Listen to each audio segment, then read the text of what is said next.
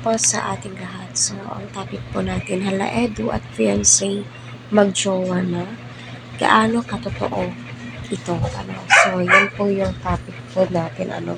Shout out po sa lahat ng Kalingap supporters, lalong-lalo na po ang EDC. So, may nag-comment, magjowa na yan kasi yung galawan daw po nila ay may something na kasi.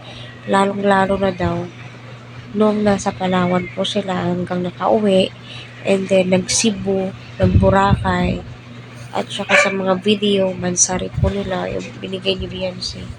Sila daw po ng mga viewers ay nakakahalata na, at syempre di daw po maiiwasan na maiilang itong si Edo kasi nga po 16 years old pa lamang daw po itong si Beyonce. Ika nga po nila, age doesn't matter, basta nga po nagkakaintindihan, at nauunawaan po nila yung isa't isa.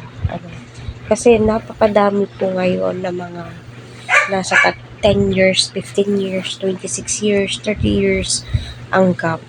Nakadepende naman daw po, at may nagsasabi din po, halatang halata na daw po masyado.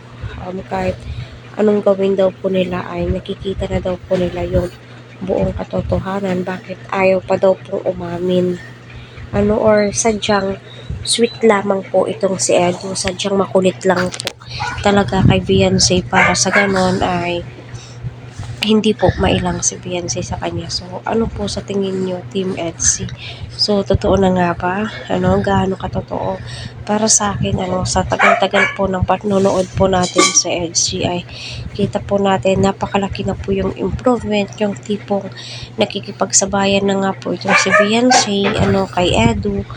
Minsan si Edu ay napapatingin at natatawa na lamang po na napapangiti syempre kay Beyonce, dahil nagulat din po siguro siya sa mga sinasabi nito. Kagaya nga po ng sinabi ni Beyonce na huwag kang mag-aalala, huwag mo na yun iisipin kasi nga mahal ka nun, no? So si Edo ay napatingin din kay Beyonce, di ba? Kita po natin at halatang halata nga po sa mga mata nilang dalawa na may something. Ika nga ni Kalingap Prab, hindi ko po nakakalimutan kung nagkakaintindihan sila, kung gusto nilang isa't isa, nasa sa kanila na din po yun kung totohanin nila. At hindi daw po niya hayaan ang kanyang mga beneficiary ay masaktan, 'di ba? At alam ko 100% na never na sasaktan ni Eds itong si Beyonce kapag nangyaring ngayon, kapag sila po talaga ang tinadhana. Yes, 100% din po na si Edo at si Beyonce na po talaga ang itinadhana, kasi nga ika nga po ng mga viewers, nakailang tandem na po ba itong si Edo, di ba? Kay Sheena at kay Miss E.